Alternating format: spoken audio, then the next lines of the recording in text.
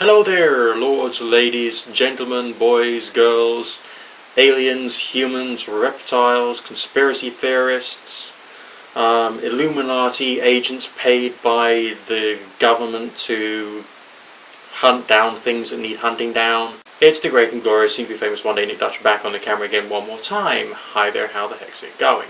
I've recently been starting to read through Thomas Paine's The Age of Reason, and I'm finding it a very interesting read, especially his own take on things. He attacks Christianity, Judaism and Islam really rather well in quite an in-depth manner, and his reasons for that are quite good. But of course he goes on his peculiar creation tangent, which is very key to essentially his writings. The way that he attacks Christianity, I mean, he draws a parallel between Christianity and paganism.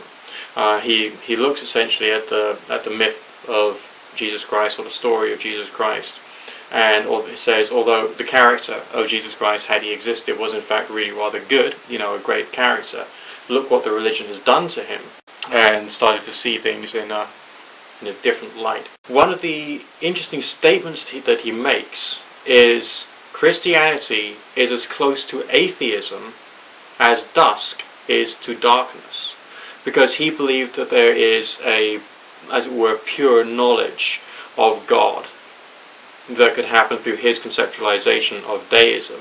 And Christianity, because of all of the extra stories and extra myths that have been laid on, could actually obscure the truth, so to speak, rather like the moon obscuring the sun during an eclipse. So he's dramatically against these myth-driven or story-driven religions, which I personally am not. I think that stories and fables can be very useful for humans in order to try and get a better understanding of themselves and backgrounds to life itself. Whether you personally believe in them or subscribe to them or not, they're interesting. Thomas Paine also suggested that the word prophet, in terms of a character from the Bible being a prophet of God, did not mean someone who prophesies and speaks prophecy, but someone who is the equivalent of a poet or a musician, I suppose a wandering bard, so to speak.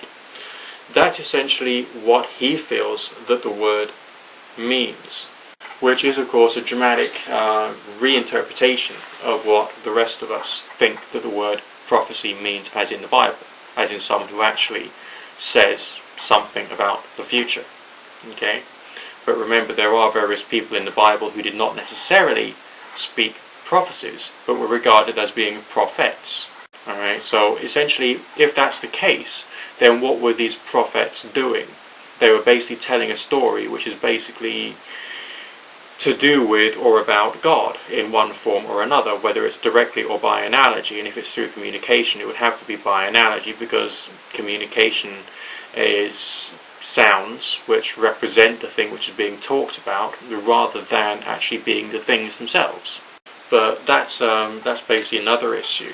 But his obsession with the creation and the idea of creation is very strong. I still don't see the rationale behind that, or indeed the rationale with seeing God as being a literal creator of the universe.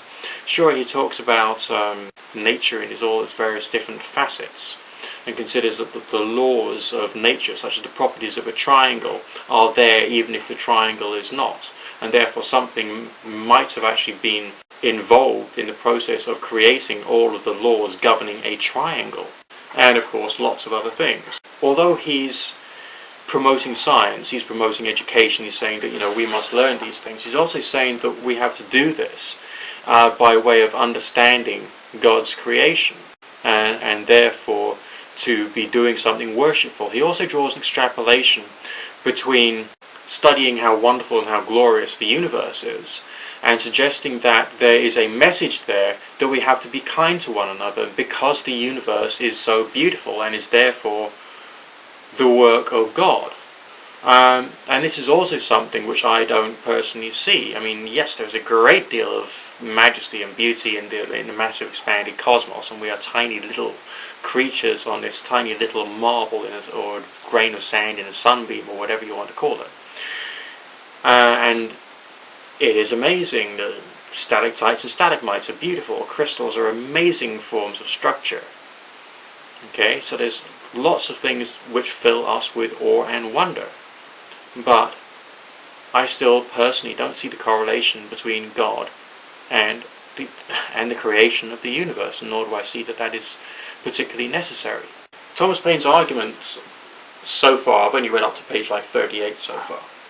Thomas Paine's argument seems to be that you did not create yourself, nor did your father create yourself. He's merely part of the process, and neither did his father before him, and so on and so forth. So it must have been a first cause. Therefore, by inference, this is where he takes a leap of faith, that that must be the creator of the universe, as there must be a first cause to all things. These days we think about the Big Bang. I know that some people say that there's the strong nuclear force, a weak nuclear force, gravity, and some other force or other, and these are all just right for the universe to flourish and develop. From my point of view, these natural forces, or these natural laws, so to speak, only prove that they exist.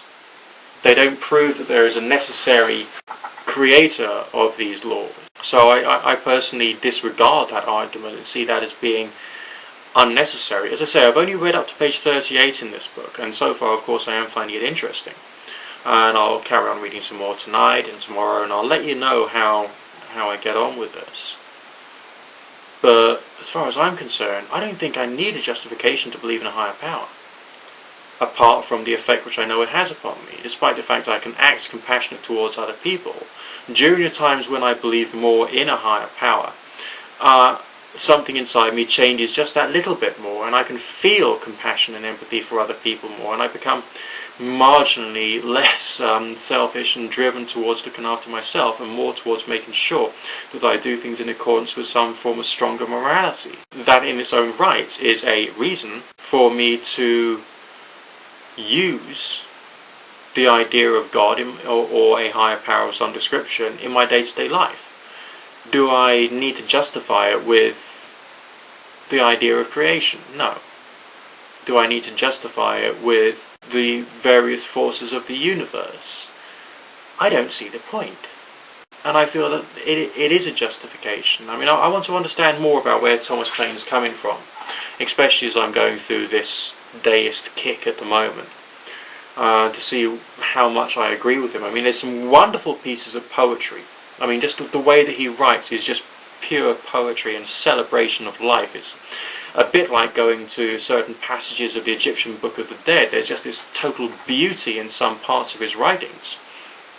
And so it's worthwhile reading The Age of Reason just for that. Alright? I mean, just as a work of, just as an art form, the way in which he communicates the things which he regards as being deistic or deistic.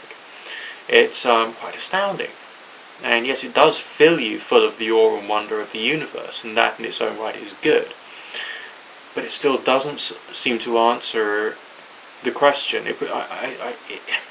It seems to provide a justification rather than an answer.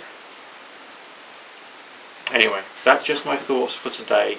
I'll go into it a bit more and we'll see what happens. In the meantime, good fortune, God and or Goddess and or none of the above bless.